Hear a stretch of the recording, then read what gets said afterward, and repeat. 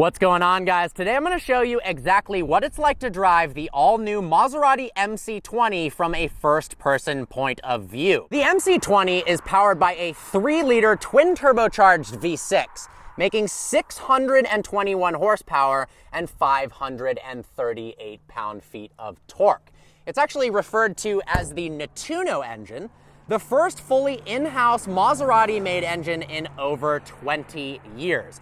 0 to 60 happens in 2.9 seconds, a top speed of 202 miles an hour. But guys, honestly, the looks of this thing are just drop dead gorgeous. Maserati, you crushed the game with one of the best looking supercars I have ever seen. Let's go ahead and hop inside, but before we do that, you can actually remote start the Maserati's engine from the key fob, something you're not traditionally used to in European cars. But the MC20's got it. Love the rear diffuser. Love the fact that they've got the Maserati logo kind of etched into the rear deck lid. And this side vane is just so darn cool. It allows turbulent airflow from the wheel wells to escape out this way for more frontal downforce. There's also some tricksy ground effects as well. But if we pop open the door, look at that. A Maserati with butterfly doors. Let's hop inside, shall we? We're on the inside of the MC20 now, and as you can see, it's very driver-focused. It's simple, yet luxurious and refined at the same time. Everywhere you look is either leather, Alcantara, or carbon fiber. We've got 2 displays, a 10-inch unit for the instrument cluster and a 10-inch display for the multimedia. The graphics actually are quite nice. It's responsive, and I really like this floating screen design. It looks classy, as is this MC20 badge right there. One thing I don't like about the interior is the location of the door unlock button. When you click this, it's kind of awkward and it puts your arm in a weird spot for opening the door.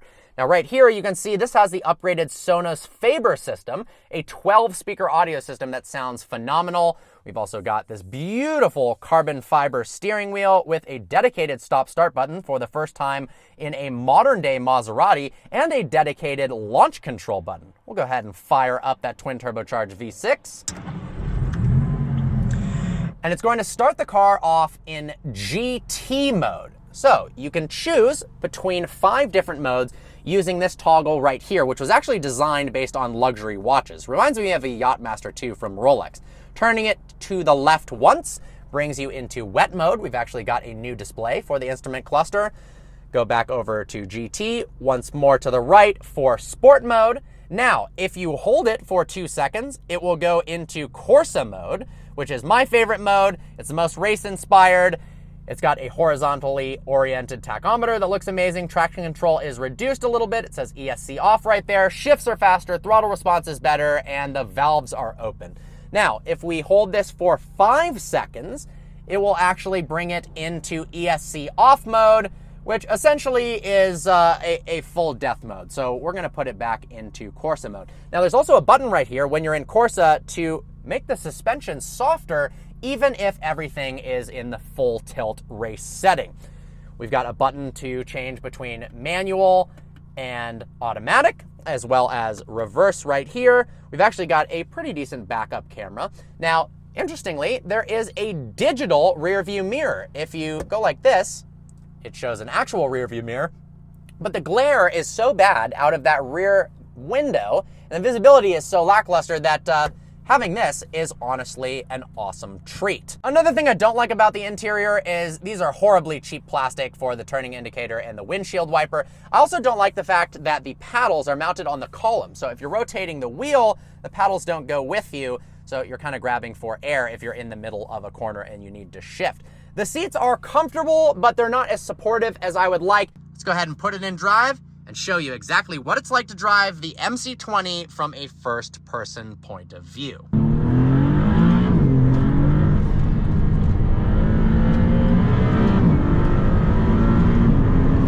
Behind the wheel of the MC20 now, and it is quick. 621 horsepower is no slouch, but because it's got that carbon fiber monocoque, it only weighs 3,250 pounds. For reference, that's 400 pounds lighter than a Huracan Evo. We are in Corsa mode right now, my favorite mode, which means heightened throttle response. The valves are opened at all times. The throttle response is unbelievable. It's one of the first things you notice in the car. Literally, it is instantaneous to the point at which it almost feels like the car has electric vehicle levels of instant acceleration. It's really, really impressive. And then of course, it pulls harder and harder from there. I know something most people are afraid of is the fact that it has a V6 instead of a V8 or a V12. Now, honestly, the Ford GT disproved that you couldn't have a cool supercar with a V6 in it, and now you've got this, and then you've got the Ferrari 296 GTB coming out, but this car actually does sound good, particularly because of those turbos. They feel like they're mounted right behind your head, and the wastegates and blow-off valve just go off right behind your eardrums in the most intoxicating whistle and whooshing noises. Listen to this. I love it. We've got an 8-speed dual clutch transmission that shifts unbelievably fast. Gives you tons of confidence with downshifts and upshifts. Now we've also got optional $10,000 carbon ceramic Brembo brakes that stop this car unbelievably well. Check this out. Full brake. Oh my God. Okay, my eyeballs are no longer in the vehicle. Now, as standard, it's got Brembo brakes, non-carbon ceramic, 6 pistons in the front and 4 in the rear that are great as well. Base price, $215,000 as tested. This is $260 grand. You are going to be paying a bit of markup right now, so figure probably close to $300,000, which is a lot of money for a car, no question whatsoever. Now, 2 things I was a bit surprised about. The steering is a lot lighter than expected and doesn't actually offer a ton of communication between the road, tires, and your hands. It feels nice, don't get me wrong, and the car, as you get used to it and push it harder and harder, is confidence-inspiring, but I do wish that it had more feel in the wheel itself and was a bit heavier. The brake pedal has a longer throw than expected as well too, so you really have to press the brakes, and once you do, it slows down very, very well, but it caught me off guard initially. Now, we do have some creature comforts in the interior that I wasn't expecting. Check this out. We've got a digital camera rear view mirror, so you can actually see out of the back of the car. Otherwise, if you flick it like this, you really can't see anything, and the glare out of that rear window is horrendous. Visibility-wise, out the front and sides of the car is actually pretty darn good. And in terms of feeling out the dimensions of the car and being comfortable right away, instantly when I hopped behind the wheel of the MC20, I was blown away by how familiar it felt, even though I had never been in the car before. And I felt very comfortable immediately placing this car on the road, even pushing it very, very quickly right from the get-go, because it feels small, it shrinks around you. I mean, obviously it's not a big car, but because you've got those haunches you can see in the front and same within the rear, you really can tell the dimensions of this car while you're sitting in it very, very well. We've got double wishbone suspension, which if you want to actually make it more comfortable, when we're in Corsa mode, it's a lot stiffer, but you can click this button right here, and despite the fact that in Corsa mode we've got the valves opened at all times and heightened throttle response, we can make the suspension softer by clicking this dampener button right here, which I think is a pretty cool feature. Now, since this car is pretty new, we don't have launch control active yet, but I'll give you a standstill acceleration in Corsa mode.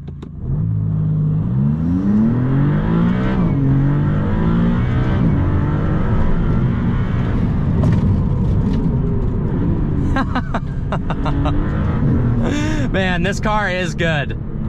And the twitters and flutters of those turbos is just addicting. Now let's go ahead and put the car into GT mode, shall we? Go ahead and put it in automatic as well. This would be your everyday cruising mode. Honestly, the car is really comfortable, and it's a bit more GT oriented feeling wise than supercar feeling. It just doesn't have that extra edge, that sharpness like the Ford GT or the Huracan Performante STO or the 600 LT. Obviously Performante and STO are different cars. I don't know why I said that as some sort of combination. That would be interesting. But this feels a little bit more gentle, a little bit more elegant, so to speak. And I do really love the interior of this car. The seats don't quite hold me in place as well as I would like. You kind of slosh back and forth when you're going around corners. But honestly, for a first run at a true supercar since 2004 with the MC12, they did a fantastic job. Speaking of the MC12, obviously the name is very similar to this one, the MC20. So what does that stand for? Maserati Corsa is the MC designation there. 12 stood for the fact that it had a 12-cylinder engine. The car was based on the Ferrari Enzo, the MC12, one of the coolest cars ever. Only 50 of those built. This car, the MC20, Maserati Corsa 20. It was actually released in 2020.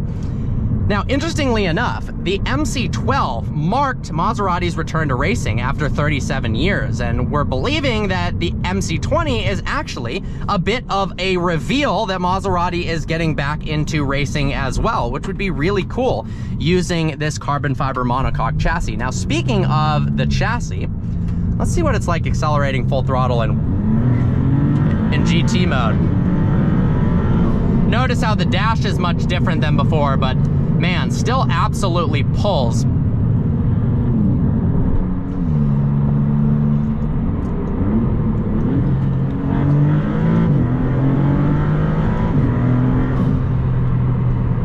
When they developed the monocoque for this car, they actually had two future vehicles in mind. An MC20 Spider convertible, which will be awesome, as well as an MC20 that is fully electric. Rumors have it that it's going to be 700 horsepower plus, maybe 3 motors. That'd be pretty crazy, particularly because this car, in my eyes, is almost 80% the reason you would buy it is the looks. It is such a drop-dead gorgeous car. Now, speaking of the looks, they're not just purely design elements that aren't actually functional whatsoever. They spent 2,000 man-hours in a wind tunnel developing the aerodynamics for the MC20. A lot of the aerodynamics actually are underneath the car on the bottom of the carbon fiber monocoque.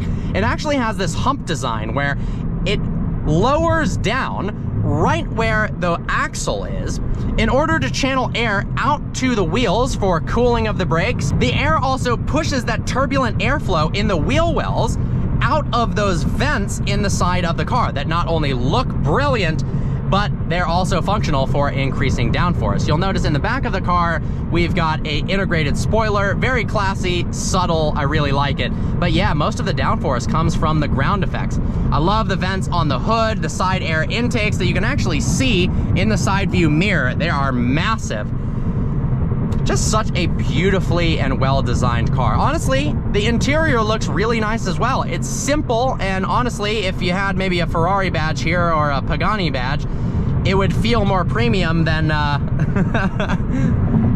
Now, before we sign off here, one of the reasons why the MC20 is so impressive is the Nettuno engine. That means God of the Sea, by the way. Now, not necessarily the power output, although 621 horsepower is pretty incredible for a twin turbocharged 3-liter V6. But it's actually the engineering marvels that they've added. They've borrowed technology from Formula One and put it into a road car for the first time ever. Normal cars typically have one spark plug per cylinder. Imagine a cylinder. Well, in the MC20, we've got 2 spark plugs. There's actually a small chamber, about 0.5 to 0.6% of the size of the cylinder's chamber, right above it with an additional spark plug. Now, during the compression stroke, the stoichiometric air-fuel mixture is pushed into that tiny little chamber, and the spark plug ignites that mixture.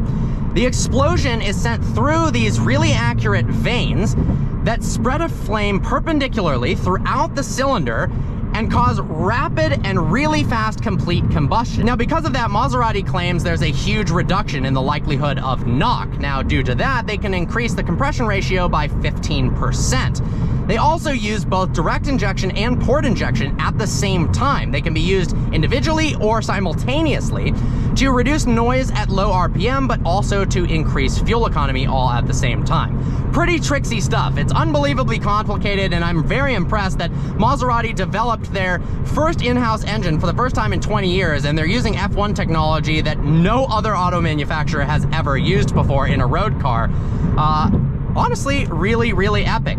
Overall, I love the way the car drives. It takes a bit to get used to, but it's comfortable, it sounds good, it looks incredible, and honestly, it is one hell of a car. Good job, Maserati. Special thanks to John from Terminal 8 Studios for making this video possible. I've got a link in the description below to his Instagram. Give him a follow. Seriously, thanks so much for letting me review the car. All right, guys, look forward to seeing you next video.